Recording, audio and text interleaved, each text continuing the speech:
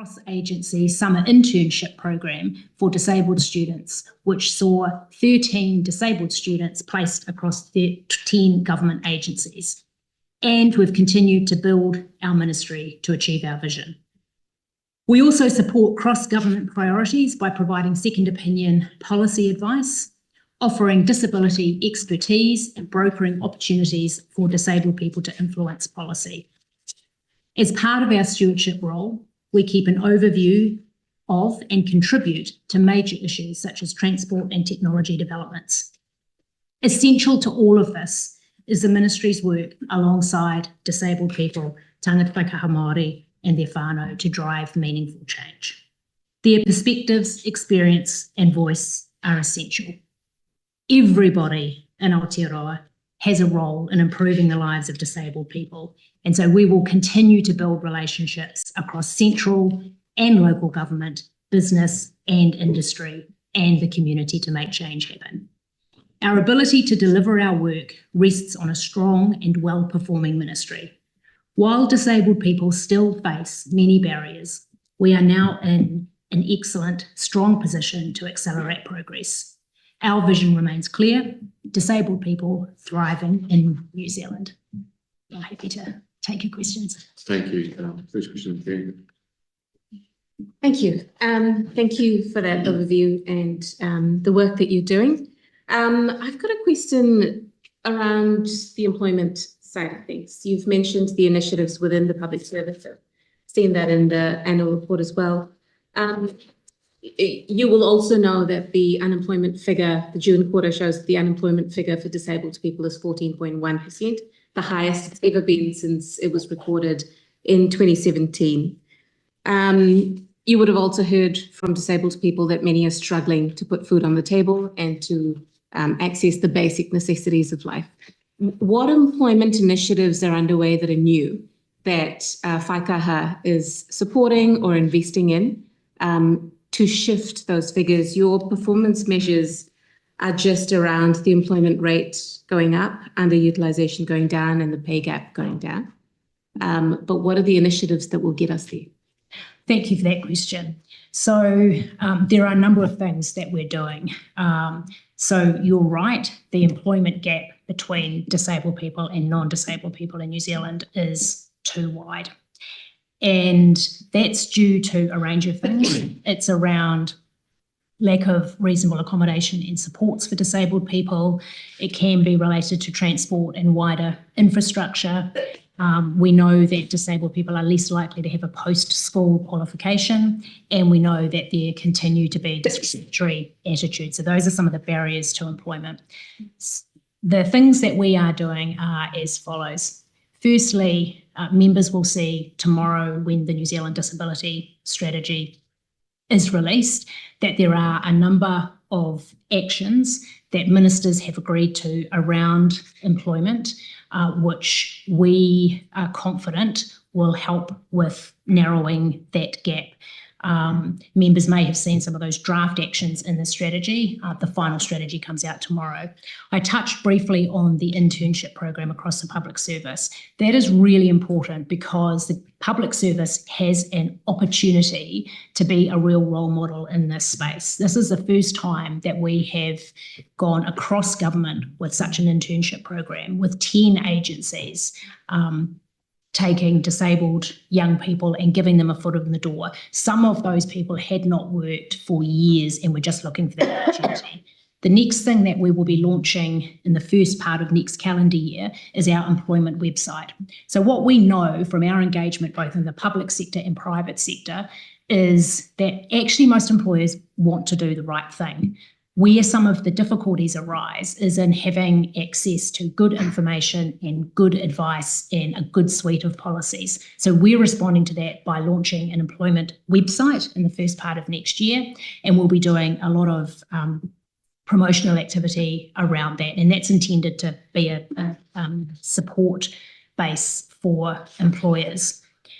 We are also working much more closely with the private sector than we've had the opportunity to do in the past. And so working with organisations to really lift that number. We've also started working with the Institute of Directors and shaping up a work program around governance and other opportunities. So there is a lot to be done.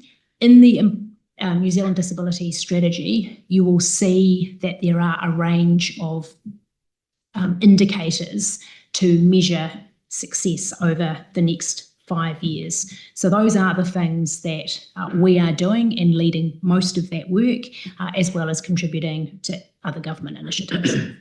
Are you aware that organisations that have a government contract to place disabled people into work have had a change in their contract obligations such that they can only have 10% of their clientele who are non-beneficiaries, thus impacting a number of people who may not receive a government benefit and want work, who cannot be placed into work?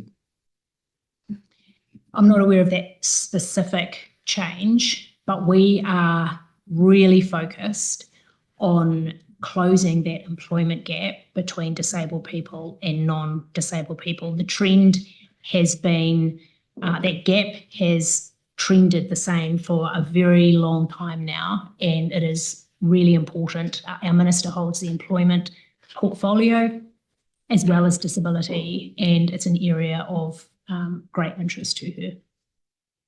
It's great to see you all this morning. Thank you all for being here.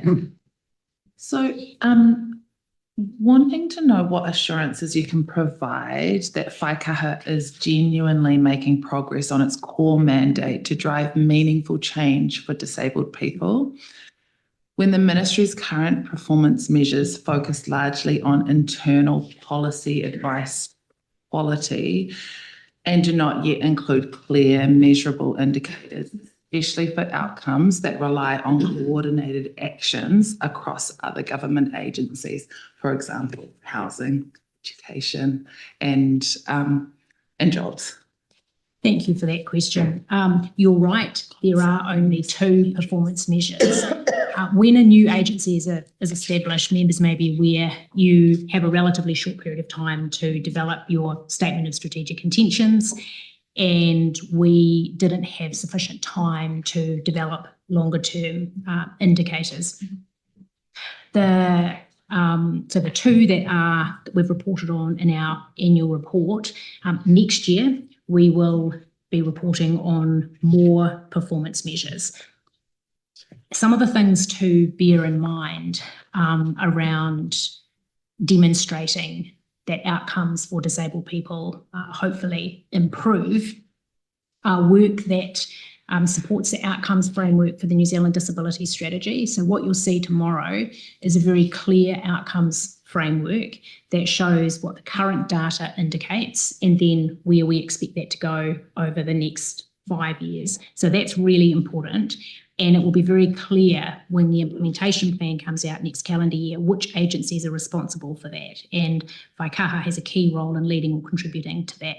The second set of measures that I think are important to be aware of is, I talked briefly about the recommendations that the government is implementing that the UN recommended to New Zealand in 2022. Those actions all sit on the Human Rights Monitor that the Ministry of Justice administers. And people can go into that and will be updated again early next year with where those different actions are at. And that's an important contribution in terms of measuring better outcomes. Just a couple of other very specific things that we're doing. We have worked really hard to improve the quality of data and evidence around disabled people in New Zealand. And one of the things we've done is join the social investment agency Mahitahi Data and Analytics platform so that we can start to have interactive dashboards and share the progress of disabled people in New Zealand.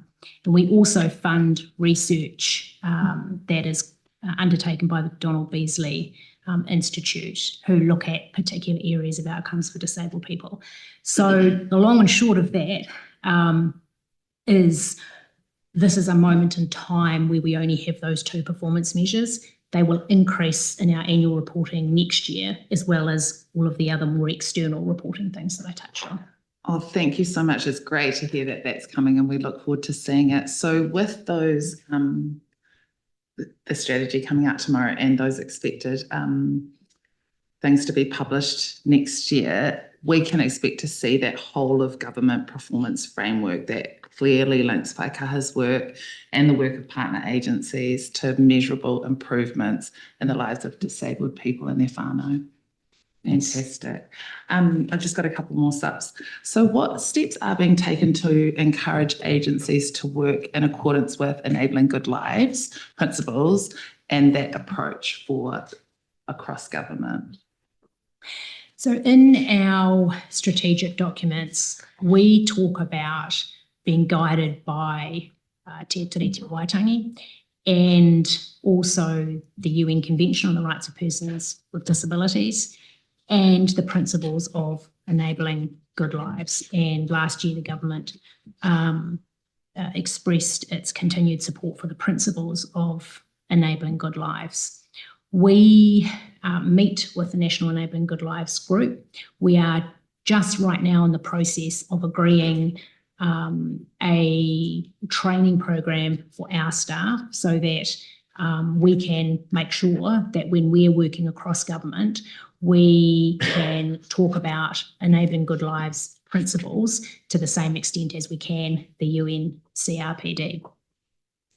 In our policy work across government, so in the period under review, we've provided advice on a significant number of policies that agencies have consulted with us on. That's part of our key role.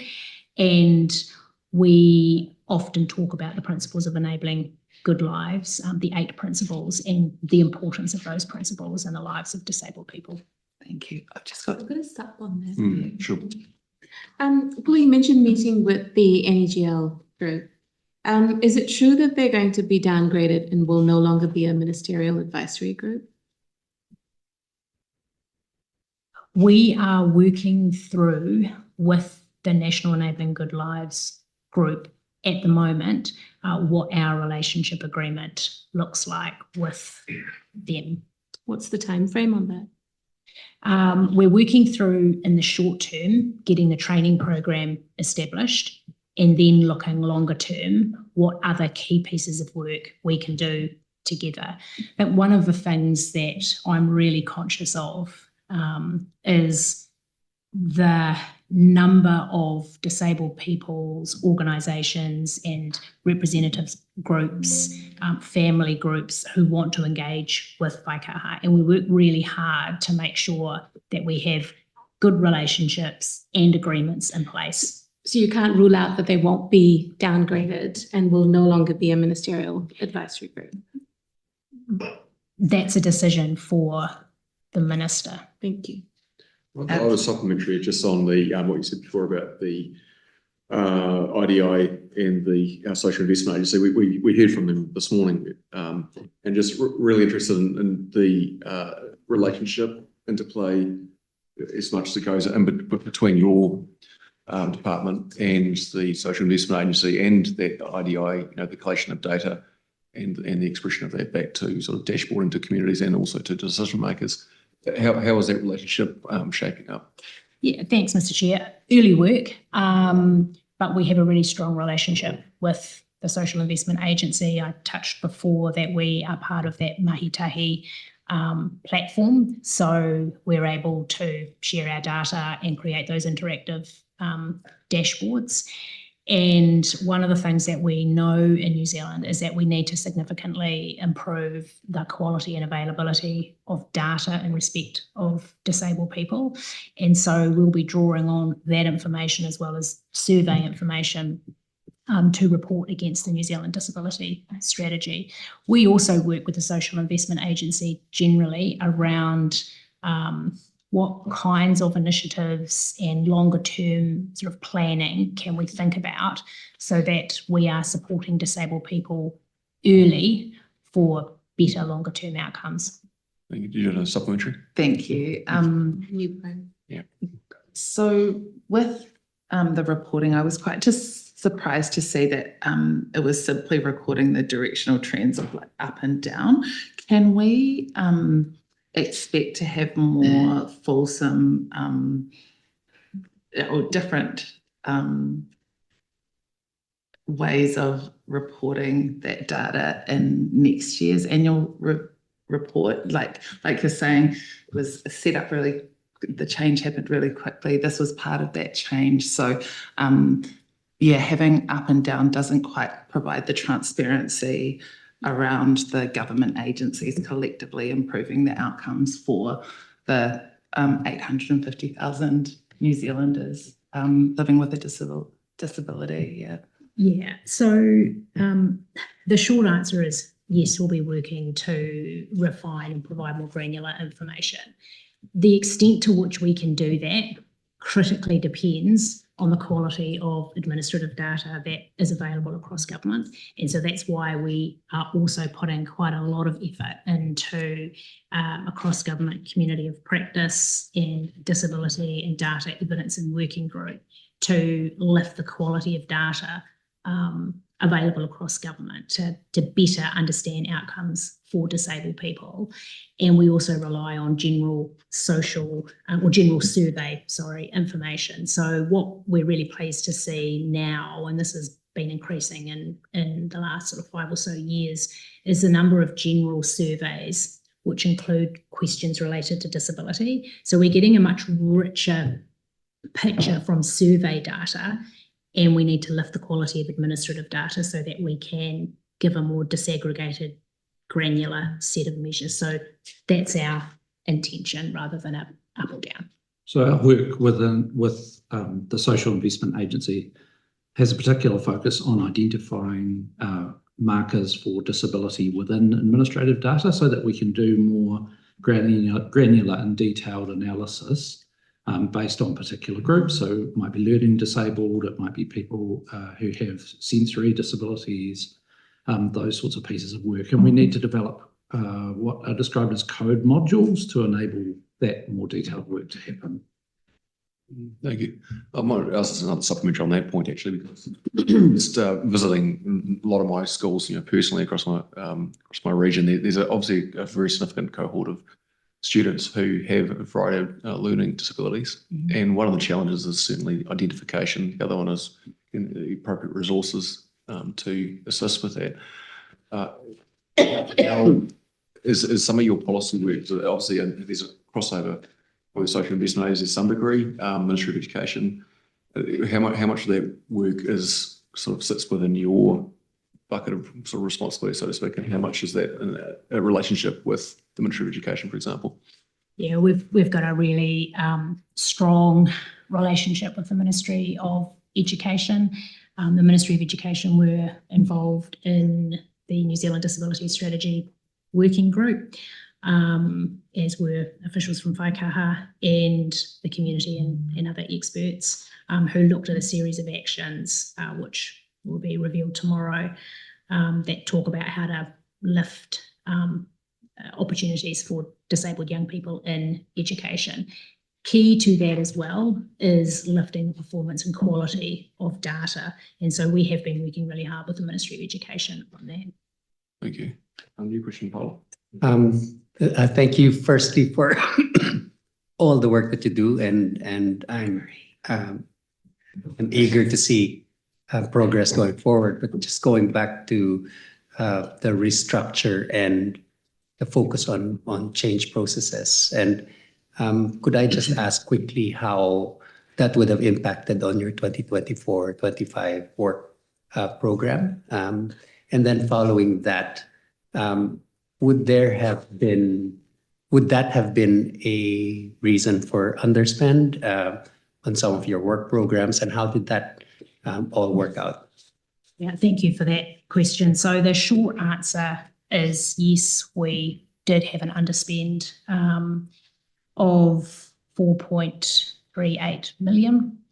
The significant portion of that funding was funding given to us to establish the ministry. So around accessible properties, technology, for example. We do have approval to transfer that into the current financial year, and so we have a particular project aimed at spending that money.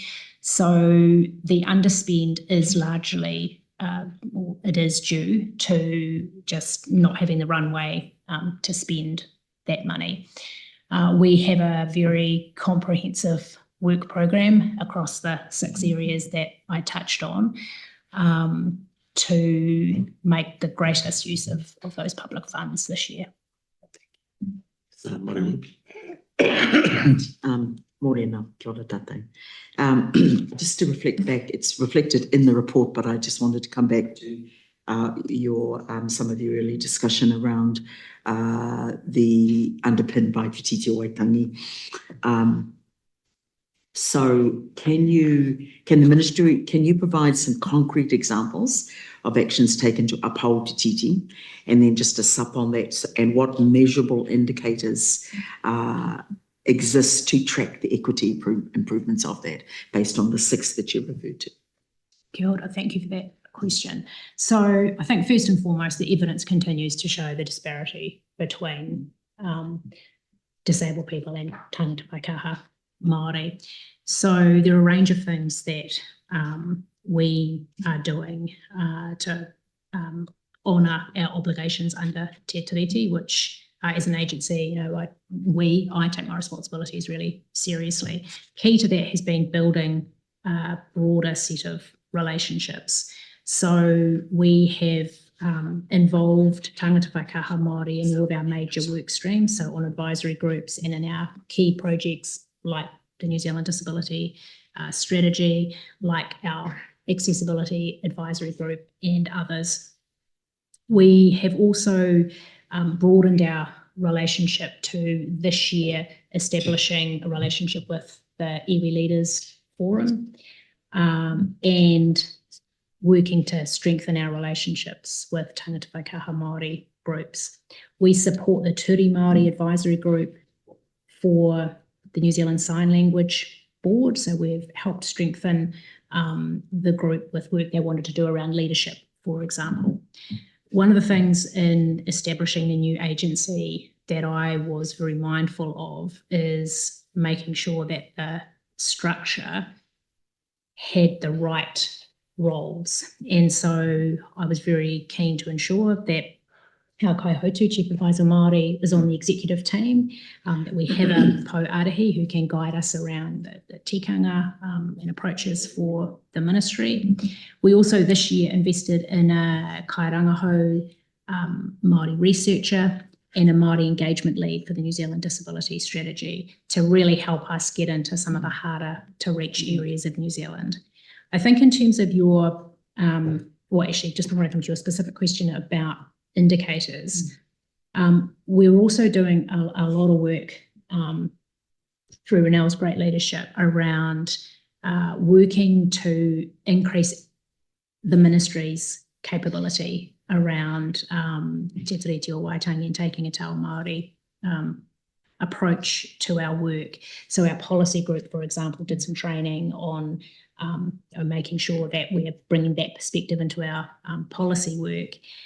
And around the indicators of success for tangata Waikaha Māori, where there is data available, we want to be able to break that down in terms of how we measure against those 5 areas in the strategy. So that's going to be a focus of the work in the new year.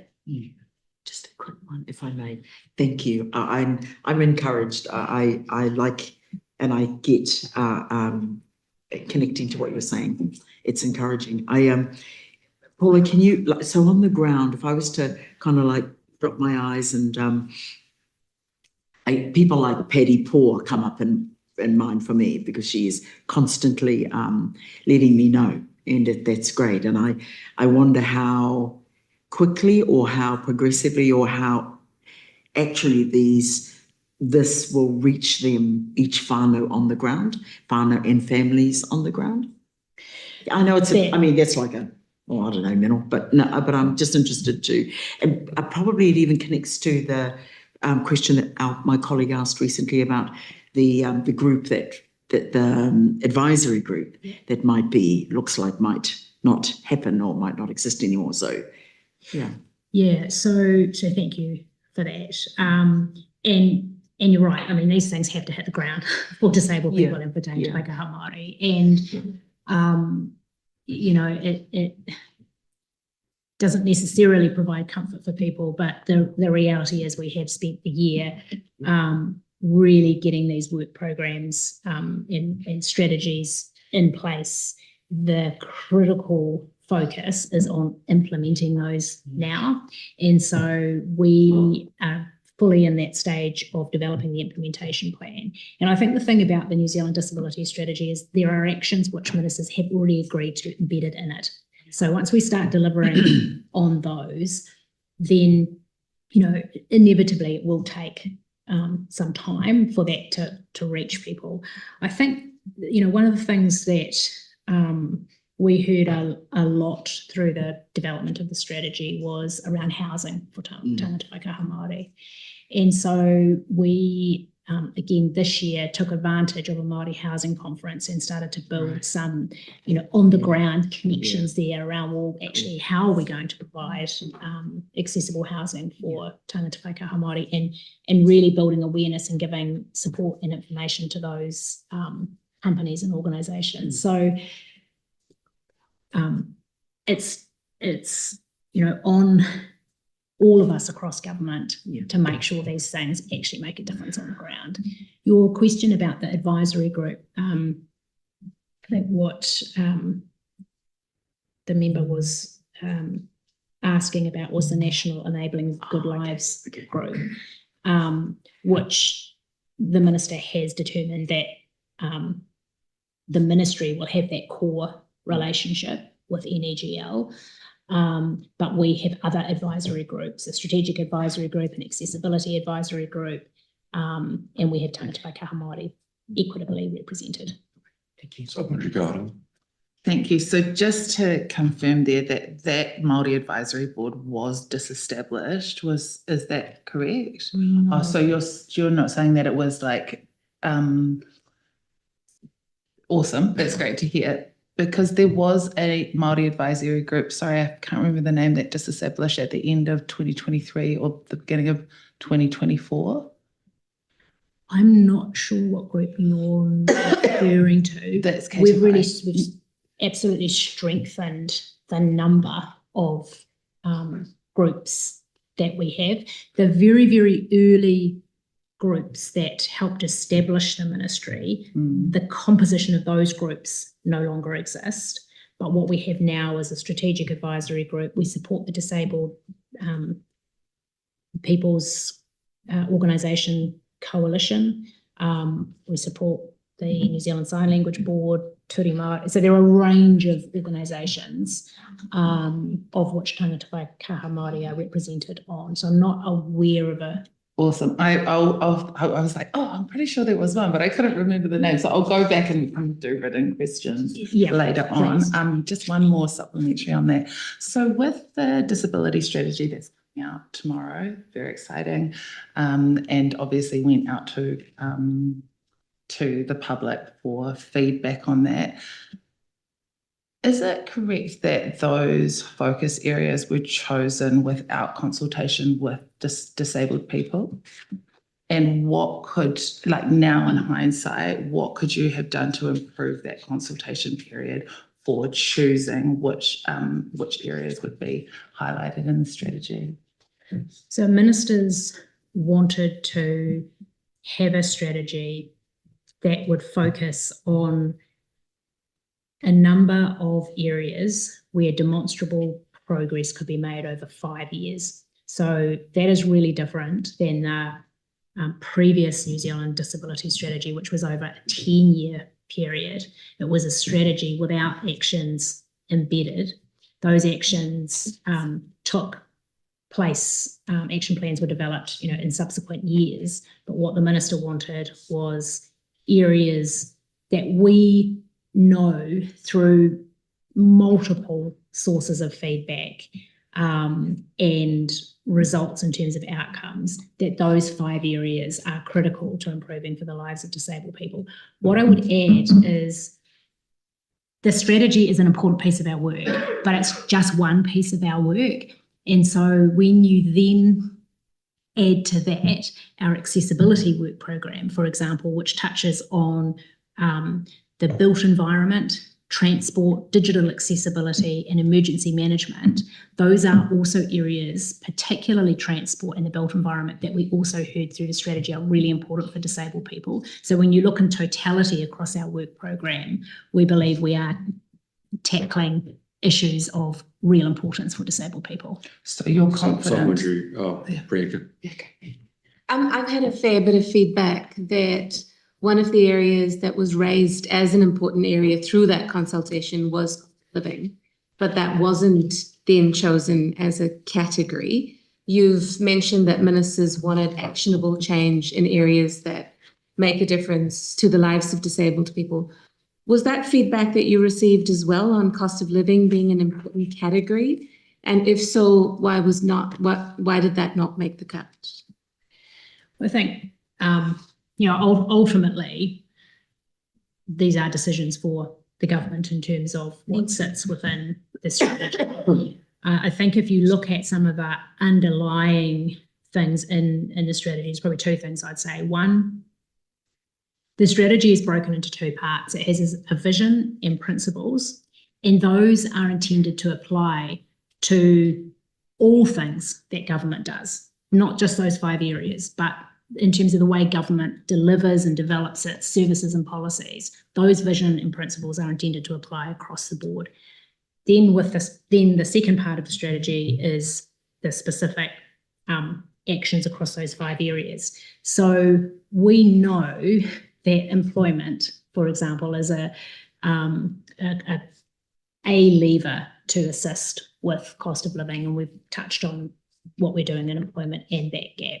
So we did receive a wide range of feedback on the strategy, and ultimately what sits in that strategy were those 5 areas that Did you receive feedback on cost of living being a significant area that people wanted to see change on, that should be a category though? in terms of not a category in its own right. So yes, we received feedback around the cost of living being an issue that is important for disabled people at the moment, as it is for many other New Zealanders, but not so much that it should be a category for action. Yes. Sorry, I'm just wanting some clarity here. I've heard a few questions where I just haven't heard the answer. One is, did you consult? Because that was a question that came up. And I think the answer was that the priorities were set by the government and you didn't consult because that was their job. Am I right about that? So the minister determined, with advice from us around the critical areas affecting the lives of disabled people, and that advice comes from well understood poor outcome areas and areas where we need to improve. So the initial consultation was advice based on what we understood and knew.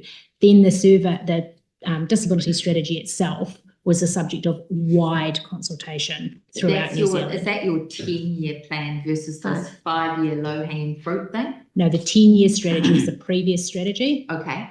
This strategy, launched tomorrow, is the new refreshed New Zealand disability strategy, which takes the next 5 years. That is the 5 years? Yeah. Okay.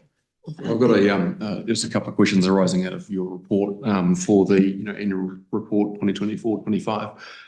So about 1 in 6 New Zealanders are disabled according to Stats New Zealand 2023 household survey. I'm curious, how does that compare to sort of similar-ish countries in terms of that one in 6? Is that relatively standard across countries, or are we sort of the high end, the low end, median?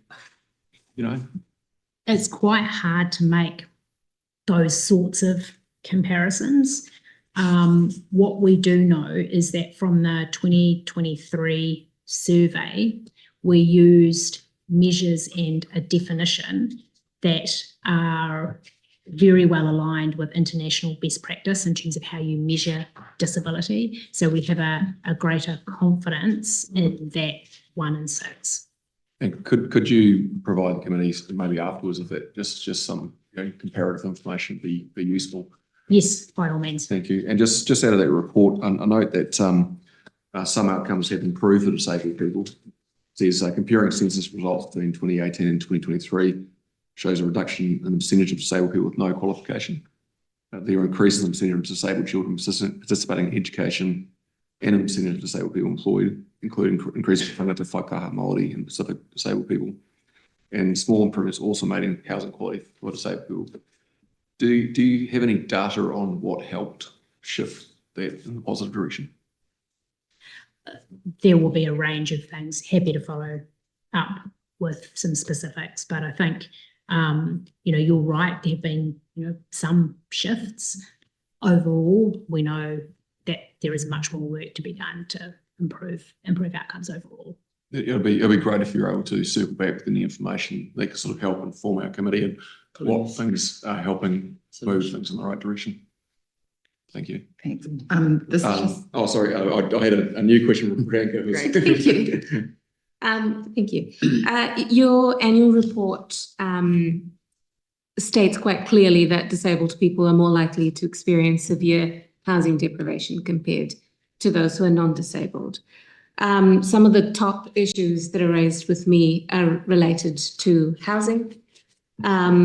One of that, of course, is parents of often adult intellectually disabled children who are in residential care facilities. Also those young people who are forced into such facilities because there are no alternatives, disabled people who would rather flat but have no other choice. Now, Whaikaha had a program, My Home, My Choice, that was working on security in those residential facilities and outside of it, but also alternatives to residential facilities. Is that, it was funded for 4 years. Is that program still ongoing or not? So the responsibility for disability support services, which includes the provision of residential care, moved to MSD, as did any work on that program. So Whaikaha is not doing specific work on that program. It may be a question that the committee would have for MSD. What we are doing is, as I touched on briefly before, just circling back to housing being one of the key outcome areas in the New Zealand Disability Strategy. So that program has moved to MSD from Whaikaha? Yes. Okay. Whether or not MSD is continuing that program, it would be a question for MSD. Given that Whaikaha's role now, unfortunately, has been complicated given the removal of DSS. That's of course a ministerial decision, not yours. But Whaikaha still has the responsibility to improve the lives of disabled people, to engage with disabled people to ensure that the work that you're doing actually meets that aim. How do you get that information? Now, given that most of the impact or the turbulence to disabled people's lives has been in the DSS space, and that's not within your purview. Also, the residential care facilities, given the prioritizing of entries that was brought into play in August last year, do you get information from disabled people on the impacts of that then informs your work to improve their lives? Yes. So the longer answer to that question is there are approximately 50,000 people in New Zealand, disabled people who receive disability supports. There are 851,000 disabled people. And our job is to ensure that disabled people across the country thrive. The provision of disability supports is critical for those 50,000 people, and as you say, MSD has that responsibility. We get feedback about broad range of areas, including the provision of disability supports. We got really good feedback through the New Zealand Disability Survey, engagement on the importance of DSS and what improvements people would like to see. And we also got feedback on a wide variety of areas that we consulted on and other things that people would like to see strengthened in the strategy. We have worked really hard, and I'll come back to these advisory groups because we have a number that we work incredibly closely with. The disabled people's organisations, the leadership team meets with regularly. All of the other advisory groups that we have, which also include family and whānau. So we are getting feedback regularly about things. And some of those groups, while we didn't specifically ask them at the initial stage, back to the members' question about consultation on the strategy, we certainly have received feedback that those 5 areas are really important to disabled people across the groups that we work with. So just one step on that. Bearing in mind that the decisions around residential care facilities don't sit with FICA, I take that point. However, you have a stewardship role. Yes. And therefore, I would assume that you would be aware of what's happening in that space and therefore the impact on disabled people. Back in August last year, there was a new prioritisation regime. Those who were subject to a court order, people exiting mental health facilities, oranga tamariki, it was very narrow. We were all hearing that families had worked for 5 years to place a loved one in a suitable residential care facility. That was gone overnight, and that wait lists were gone overnight as well. To your knowledge, has that been lifted so far? And what are you hearing from people in that who were waiting to get into residential care facilities? I'll be as helpful as I can, noting that that question is really more appropriate for MSD. So the decision around that is appropriate for MSD, but you do have a stewardship role to advocate for disabled people in that space, though. My point on that was the question about whether or not that has been lifted is a question for MSD. You are right, our stewardship role in terms of outcomes for disabled people, we do have that focus. At this point in time, we are focused on measuring and monitoring outcomes at a system level for disabled people, not at this point a service delivery level. In time, we may have the capacity to do that, but at the moment, it's at that outcome level. Where we do have information of the nature that you're talking about, we absolutely do pass that on to MSD, and we have a really good relationship with our DSS colleagues. We also continue to maintain really strong relationships with some of the big providers like IHC and Idea Services, for example. And so we have a work program with them, some of which we hope will strengthen some of the things you're talking about. Your question, Maureen.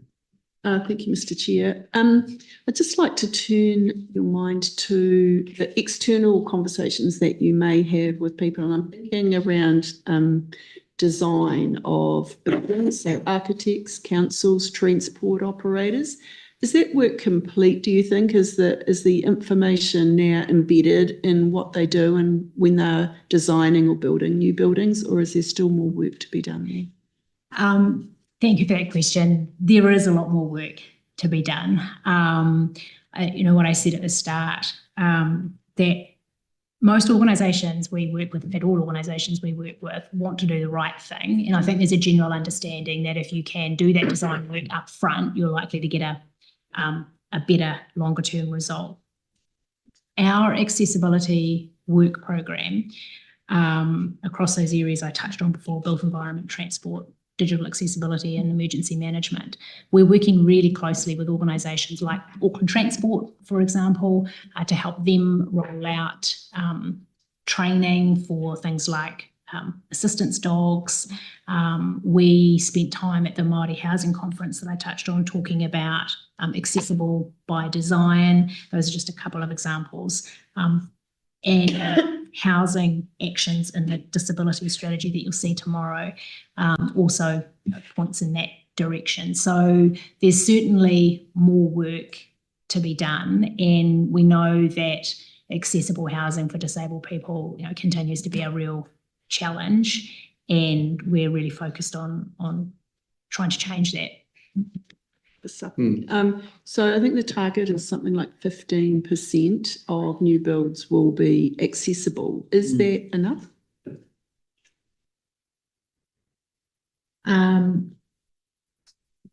Well, I think that we would always want to see universal design baked in from the start, so that when people want to make an adjustment to a house, it's much easier to do that if it's been universally designed by default. So, we would always want as many as possible.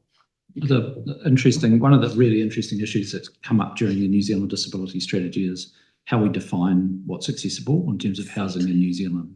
And so while there has been kāinga ora commitment around the 15%, a lot of the houses that we build in New Zealand are not kāinga ora houses. And so we've had people involved in the working group for the New Zealand Disability Strategy who have also brought a private sector focus to this and identified, for example, that it is common for retirement village units to be built fully accessible because obviously there's a strong market for that. And so some of these questions are around how do we build awareness that actually a degree of this is needed in other parts of the housing market. And so there's quite a strong focus in the disability strategy around those sorts of discussions and really broadening awareness of the market that's there. Yeah. Okay, so a quick supplement. So is that advocacy work that's been happening with some of those bigger providers that you've mentioned? It is. Yes. Okay. Sorry, I'm nodding. Yes. Two subs here. First one, Helen. So very much a start for this and digging down, and I appreciate your strategy is coming out tomorrow.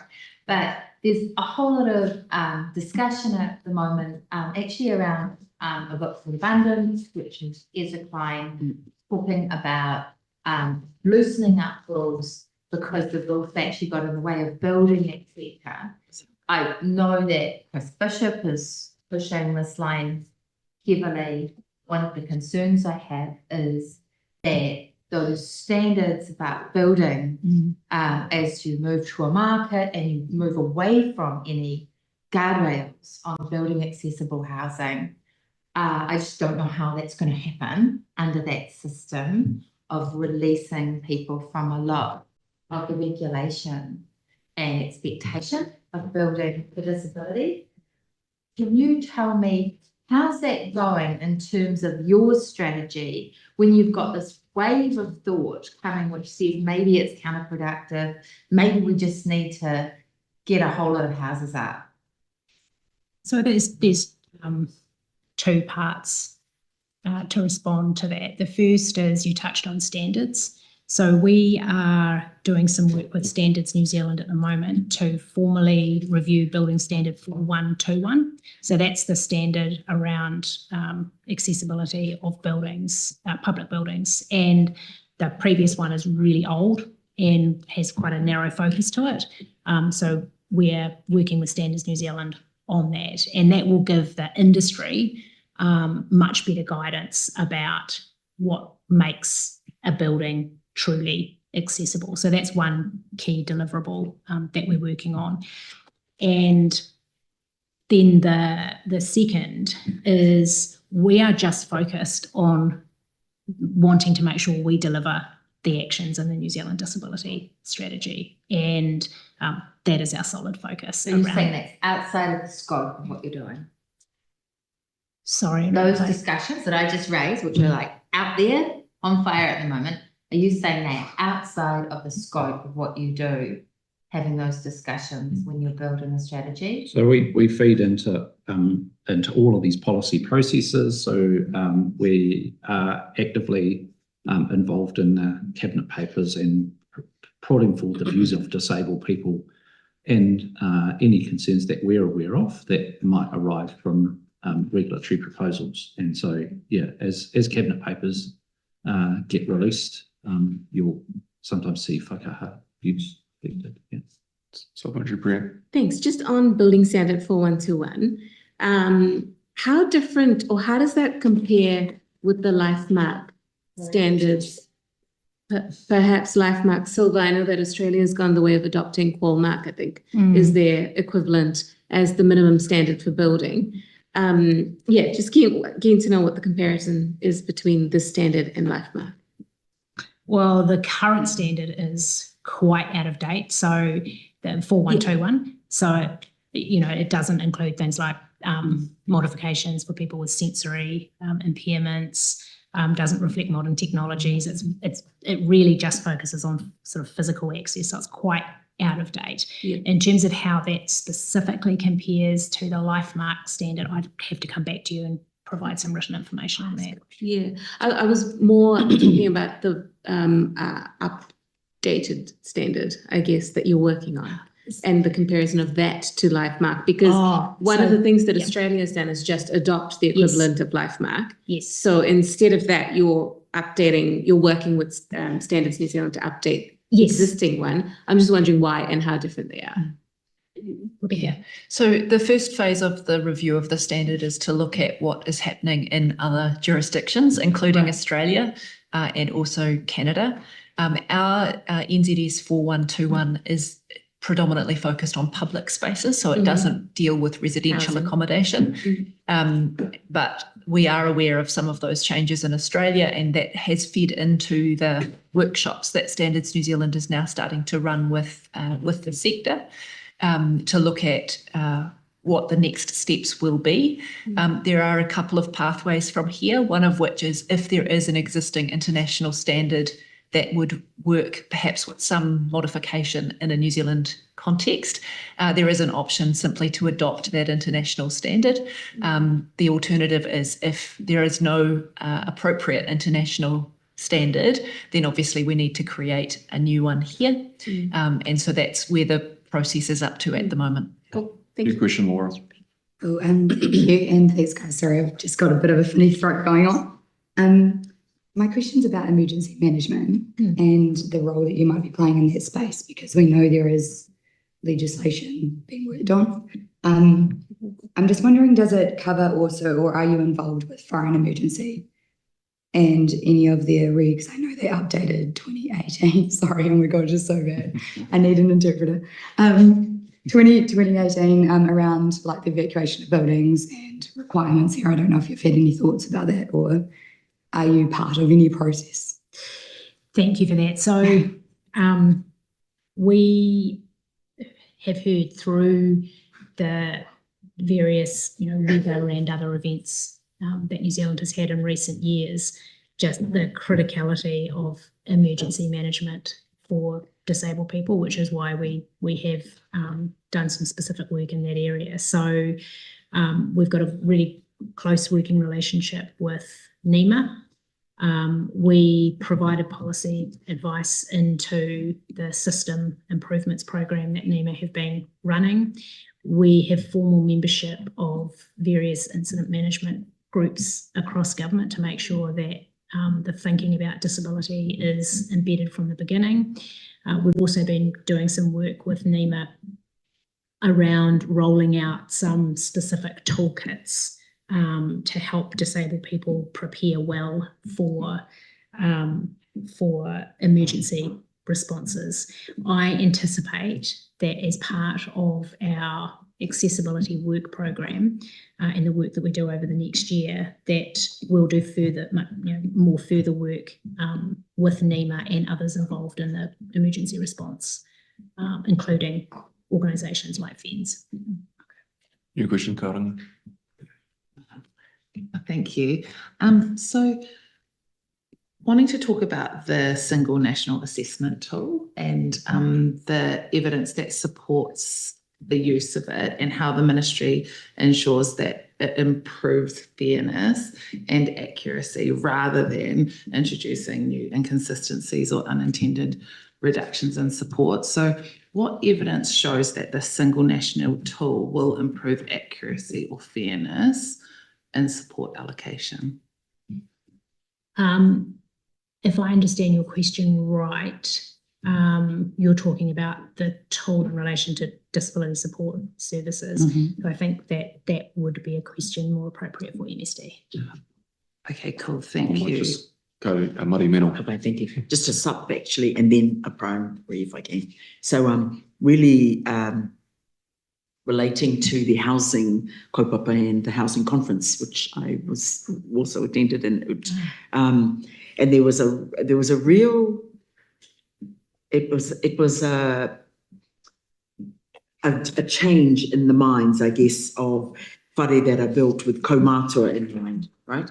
With the whānau, a future in mind, so that ideally all the houses that are built have all of those facilities that make it easier, because at some point, kaumātua haere, we all become aged and old and wonderful. That showed up a lot in the hapu conversations and iwi conversations, and I thought it was I think there's the right link to what we're discussing here, and just fully support if it just keeps going down that track, just to keep driving it. I mean, if there's an appeal, another angle to this is that, kaumātua haere, at some point, you'll all be advantaged by this, so let's just think about that. So I just wanted to acknowledge that, and just noting how much it really caught on in the Māori spaces, and Māori building, and manufacture, and our housing projects in the far north particularly. So I just wanted to acknowledge that. Keep pushing that one, I certainly will. Can I just take us to the data and evidence? Agree with your last question. Okay. Okay, so it's so the report acknowledges some data gaps, significant data gaps in it, and I wanted to just check with you around accessibility, Māori specific outcomes, and acknowledging your previous answers to the other levels of my question and your responses. But just your plan around the time frame for producing disaggregated data on tangata Waikaha Māori and tamariki Māori, if that's and then the timeline for that, just nothing around to the assurance of Māori-led input into the design of data frameworks. Yes. And this comes back to a little bit of a discussion I had with the previous agency around there is a reasonable lack of trust in terms of data and what might happen with it. So I mean, be careful in how does your program and plan understand that and consider that and protect that. And then to that end, to the funding and policy decisions for Māori providers, so all linking. Yes. I hope that links well enough in your mind. So I'll make a couple of high-level comments, and then I'd invite Ben or Renelle to add anything further. Just on I know you were just making a point on that first one about kaumātua, but your point is really important, because actually one of the things we're trying to do more and more is to encourage people to understand that actually when we do things that improve the lives of disabled people, it's also seniors in New Zealand, it's families, it's other people who benefit from the sorts of work that we're doing. So your point is well made. In terms of timeframes, I'll come to Ben on that in a minute. We have, as you'll see from the disability strategy when it comes out tomorrow, we've indicated the outcomes framework and the sort of indicators we're looking for. And then what we're looking to do is where that data is available, showing the particular outcomes for tangata Waikaha Māori. So Ben, I might just turn to you in terms of time frame. Yeah, I mean, a lot of this is dependent on having the administrative data available. So as we collect more administrative data, Waikaha is aiming to do that on the basis that we can produce data on tangata Waikaha Māori that is robust enough in terms of things like sample size and so on to be reliable. So the administrative data that we draw upon has to be of a sufficient sample size to mean that we're able to identify groups within that, essentially. So I think you'll see more next year in terms of a program of work around our ability to publish more data sources as we work with both the Social Investment Agency and other agencies on the disability strategy monitoring framework. And was there something I wanted to say? Renee. Just one more. Can people hear me? Yes. Kia ora tātou, tēnā te marae kura for your question.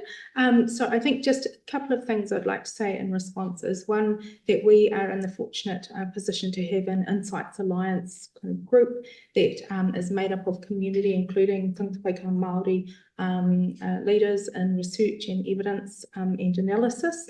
They provide us with insights and support in terms of interpreting and presenting data. So that's a really important mechanism we have in place. In strengthening our relationship with the Pōtangata from the Iwi Chairs Forum, we will also be able to look at the Data Iwi Leaders Group and their aspirations and involvement in our looking at our monitoring framework. And we did hear in the feedback on the disability strategy refresh that the monitoring function that we perform over the strategy over the 5 years is a really important area for Māori to be involved and included. And so we are looking at ways to respond to that in meaningful ways. And then just the final point, you asked about tamariki Māori, and I just want to make the distinction that, as my colleagues have said, in some areas there is really good, robust data available for us to disaggregate outcomes and track and monitor how tangata Pakeha Māori are going compared with other disabled people across Aotearoa. However, in some areas that data is not as available, and mokopuna Māori is one area that we need to continue to strengthen. So to earlier points that have been made around working with colleagues and agencies such as Ministry of Education, we need to continue to ensure that that data collection is happening there so that we can track outcomes for mokopuna Māori. Well, thank you very much. We are over time now, but thank you very much for your time this morning.